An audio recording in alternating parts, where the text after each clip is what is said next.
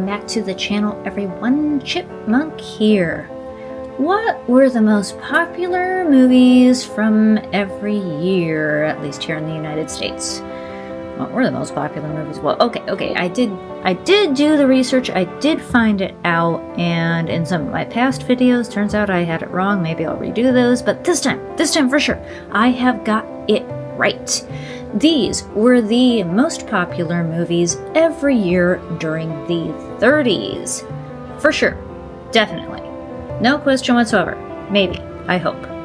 Anyway, let's get to the list. 1930. Should come as no surprise, this was All Quiet on the Western Front. Directed by Louis Milestone. Starring Lew Ayres and Louis Wolheim. Either 152 minutes or 133 minutes, depending on which version. Wikipedia lists the 133 minutes as the restored version, so I don't know. Okay, so I just went over this in another video, so I'll keep it short. The story of German youths entering World War I, first enthusiastic to get into the fray, then soon becoming despondent and jaded through the actual experience. It is applicable to most anyone in any time, and it still hits hard. It's magnificently told and beautifully photographed, well acted overall, and ultimately heartbreaking. This should be required viewing for anyone who thinks war could possibly be beneficial. For the year 1931, we had Frankenstein, directed by James Whale, starring Boris Karloff and Colin Clive as the titular scientist. 70 minutes long. One of the original Universal monster classics, and I just watched this with my kiddo around Halloween, and they loved it, although they've also read the book and were able to point out some discrepancies. Once more, we've got one where the acting is kind of thin, very overdone and stagey, other than Karloff's excellent embodiment of the creature and a few others. But this is about atmosphere, and the story beneath the story that Whale and Karloff bring to us about how society likes to keep outcasts as outcasts. Whale leaned more into the whaliness in the following flick, so this one is restrained by comparison. But again, there are some great moments like that one with the little girl that just breaks your heart, and the windmill at the end, iconic. And of course, that there gorgeous black and white cinematography that makes those moments that much more memorable. It's telling how the homage to this film in 1999's Sleepy Hollow is that of the windmill burning. You can really turn this off after the destruction of the monster, or is it? Because who really cares about Dr. Frankenstein and his lady getting together? And the film doesn't necessarily come together as a whole, but most of its parts work well enough to lurch it forward. See what I did there? 1932, The Sign of the Cross, directed by Cecil B. DeMille, starring Frederick March and Alyssa Landy. 2 hours and 5 minutes. According to our good friend Wikipedia, this is based on an 1895 play by Wilson Barrett, and bears a strong resemblance to the 1895/1896 novel Quo Vadis. That's because, Wilson Barrett notwithstanding, it is Quo Vadis. All they've done is some renaming, reordered some events, condensed it down quite a bit, excised some of the other characters, and changed the ending a little. That's it. Other than that, it is exactly Quo Vadis, which takes me off a little bit because I did a whole video on every version of Quo Vadis, and now I know it wasn't every version. So I guess this video is an addendum, as it were. Here Landy is the beautiful persecuted Christian woman in ancient Rome, with March as the Roman captain who falls for her. Charles Laughton gives an excellent Nero as petulant man-child, the proto-Ustinov portrayal, and Claudette Colbert, in quite a different part than the previous year's Singing Lieutenant, which I just watched, is his scheming wife Poppaea, who tries to manipulate everyone involved. Once again, it's a pre-coder with sections that definitely wouldn't pass the censors a few years later, and still make you go, they said or did what? Even today. The cinematography does a great job, one of those black and white movies that makes the most of it and can be really lovely to watch in parts. Overall, though, it didn't knock my socks off, mainly because it's just Quo Vadis again, and although that story has its points, I wasn't in the mood to watch it yet again so soon. Kind of a shame, as I'll never know how this might have hit me if circumstances had been different. 1933, King Kong, directed by Miriam C. Cooper, starring Fay Wray and Bruce Cabot, 100 minutes long. As movies about giant apes who come to New York City and climb the Empire State Building go, this is definitely in the top 10. Yes, this is the original and still the best. If we're going to look at it in terms of is it a good movie overall, then really the movie is okay at best. The story is interesting, but it's not especially well essayed in the storytelling sense, and much of the acting is second-rate. Though watching it again, Fay Wray is better than I remember, and also she wasn't hired for her acting anyway. But as much as I hate to concentrate on effects or anything else in a film at the expense of the story, this is just one of those films that is notable despite the story. It's all about the effects. And although they don't necessarily hold up by this point, they hold up enough to make you still marvel at how groundbreaking it all was, and how masterfully Willis O'Brien and his team were able to problem solve. Plus, there's the fact that the effects here add to the story. Creating a giant monster-type ape is easy enough, but then to imbue that creature with emotion and have him give a performance created depth where there was none. The idea of a sympathetic monster was not new, but was not widely practiced, and is a concept that has been added to over time, to the point where it's almost overused nowadays and can even be annoying. See the Frankenstein's monster even 20 years ago in Van Helsing, who states he wants to be seen as something other than a monster so many damn times it just comes across as whiny. But it's still a great trope when used properly, and here that, coupled with said effects, makes for a fascinating film, if only particularly for film enthusiasts. That said, my kids have enjoyed it as well. 1934, The Merry Widow, directed by Ernst Lubitsch, starring, should be no surprise by this point, Maurice Chevalier and Jeannette MacDonald. 99 minutes.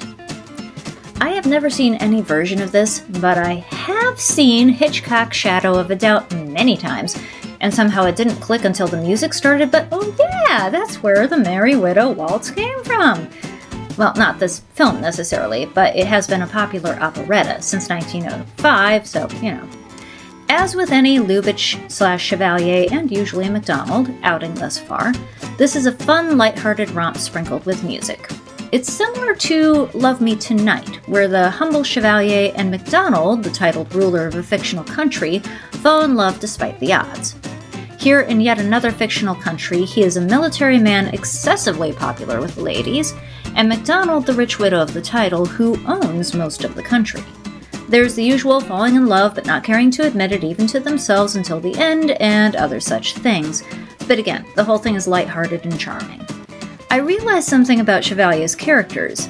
The man getting to play around and having it be considered part of his charm is dated, but in his case, part of the charm is the fact that, while he only has liaisons with women and never takes it seriously, and gets hurt if they spurn his advances, and may press those advances a little too much, at the same time, he backs off if it's clear he isn't welcome, and he remembers details about each and every woman.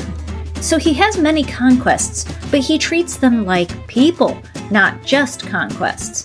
And that is, for those women, what sets him apart. And that's one reason he's so successful. Plus, there's some clever camera and such tricks, and MacDonald's costumes are an exercise in flouncy. We also have Edward Everett Horton and Una Merkel, both having a lot of fun. Quite a delight, this one. 1935, Mutiny on the Bounty. Directed by Frank Lloyd. Starring Clark Gable and Charles Laughton. 132 minutes. The classic tale of the British sailors, well, some are more British than others. Again, Kevin Costner was hardly the first actor to not even attempt a British accent. Aboard the good ship Bounty with the not-so-good Captain Bligh. Gable is made for the role of First Mate Fletcher Christian, who follows his captain so far as his moral code will allow, and then makes the difficult choice to stand against him. Laughton is likewise tailor-made for the part of Bligh, an insecure despot who takes advantage of his position and his underlings' captive situation. Franchot, I still don't know how to pronounce his name. Dang it, I swear I'm going to look it up, I promise. I'll put it on the screen. Franchot is the man caught between the two, and with those two bigger names and big personalities, doesn't get enough credit for his excellent portrayal of Roger Byam, who very nearly gets punished with death despite not having done anything wrong. It tends to be put as a mono versus mono story when really it's a mono v pretty much everyone and everything, just out of sheer stubbornness. It's an excellent film, a little long but well paced, and it's nice to see Donald Crisp a bit less gentlemanly than his normal casting. Though, watching it again and realizing that only Tone escapes death when his fellow sailors are put to the noose simply because they're lower class really burns my toast. Still, it's a great story and entertaining to this day. 1936, San Francisco. Directed by W.S. Van Dyke. Starring Clark Gable and Jeannette MacDonald. 115 minutes. So here we are with MacDonald again, and spoiler alert, Gable may just make yet another appearance on this list later on. This is post-code. So suddenly MacDonald has become a sheltered religious girl who nevertheless has determined to make her way in the world by using her golden pipes and sets her sights on the city by the bay as the place to make it happen. Gable, a rakish bar owner, gives the gal a break, and then is really kind of a jerk to her, squelching her dreams of being an opera star due to her contract with him and his not-so-acknowledged feelings for her. Due to the time this story is told, she doesn't protest but takes it on the chin out of misplaced loyalty to this guy who's really just keeping her around in order to be a brat. I mean, yeah, as I said, he has feelings for her, but he isn't in love with her at that point and has no claim on her besides legally, and if he really loved her, he would let her realize her dream. Eventually, she gets to realize that dream anyway, if only for one night, and by that point, he plans to protest, but doesn't intervene when he finally gets what this means to her, so there's that. Set at the beginning of the last century as this is, we finally get what we have been waiting for in the earthquake scene. It's lighter on effects than it might be, probably due to budget and what was possible at the time, I'm sure. But what is shown is mighty good, it's well put together. The story's nothing original, but what we do have is the more real-life, if still mythos, of two big stars at the top of their game with serviceable chemistry and great screen presence, in a film with everything the studio could throw at it. So, again, maybe mainly for film fans, but the studio system had its own mythos, which I, for one, find fascinating, so I feel like that's the bigger story, which this is a part of. And it's a good watch, if only for that reason. 1937, Snow White and the Seven Dwarfs. Directed by Perce Pierce, William Cottrell, Larry Morey, Wilfred Jackson, and Ben Sharpsteen. Starring Adriana Caselotti and Lucille Laverne. 83 minutes. I mean, we all know the story, right? Like, it's more complicated in the Grimm fairy tale, with the evil queen making attempts on Snow White's life several times, but here it only takes one, so I can't help giving her props for beginner's luck. Lucille Laverne could be over the top with her in-person acting, but it serves her well for her dual voice work here. As for Castellotti, it's also quite well known how she didn't get enough pay or recognition for years, and also due to her agreement with Disney, was unable to take opportunities that could have furthered her career more. If nothing else, she is still known as a Disney legend, so I guess that's something. This was Disney's first full-length animated film, and is incredibly beautiful. Technically, it more than stands the test of time, and as with King Kong, elicited a moving and sympathetic performance from an animated character, and that surprised the heck out of even the animators. A gamble for the financially ailing studio, it's quite understandable how this was so popular, and led to the creation of an unreasonably terrifying ride at Disney World. 1938, You Can't Take It With You. Directed by Frank Capra. Starring Jimmy Stewart and Jean Arthur. 126 minutes. Can we talk for a minute about great casting? Because there's not a foot wrong here. Lionel Barrymore in one of his most endearing roles. Edward Arnold likewise. Jimmy Stewart as his Jimmy Stewartiest. Jean Arthur. Ann Miller. Spring Byington. Eddie Anderson, Donald Meek, the list could go on and on. This is a Capra treat and a half, and the story is timelier than ever, with Stewart's rich family meeting fiancé Arthur's eccentric one, Stewart's father Arnold wanting to buy Arthur's grandfather Barrymore's house, I promise this makes more sense in the movie, to complete a major land deal, and Barrymore standing in his way to boot. This one may be the usual Capra pipe dream. The rich fellow realizes the error of his ways and rediscovers his humanity at the end. But even these days, it's still nice to dream. 1939, a little-known movie you may not have heard of, Gone with the Wind. Directed by Victor Fleming, sort of. This one is legendary for having several different directors pop in and out throughout the filming. Starring Vivien Leigh and Clark Gable. 238 minutes when you include the musical interludes, which you should, they're part of the film. The classic, the big one, the winner of the box office out of one of Hollywood's biggest years for movies ever. As to the story, I'm presuming most of you know it. Lee's Southern belle Scarlett O'Hara does everything possible, even facing down a civil war and on-again, off-again suitor Rhett Butler, essayed by Gable, to keep and maintain her family plantation. Now, let's address this right off the bat. It really should go without saying that the story is racist as one of those of the time that painted the Old South as a tender magnolia blossom, a thing of beauty that could not last, the women gorgeous in their huge skirts and the men courtly. Sure, black folk figure in these stories, but only as slaves and servants, and their masters are shown as being kindly and considerate of them as humans, if decidedly lesser so. It's all a big bunch of bull hockey, and certainly no one making the book or the film asked anyone of African descent what their feeling was on it. Now, having mentioned the obvious, or what should be obvious, to focus on the rest of the film. It takes full advantage of the budget, with gorgeous Technicolor, costumes, music, camera work.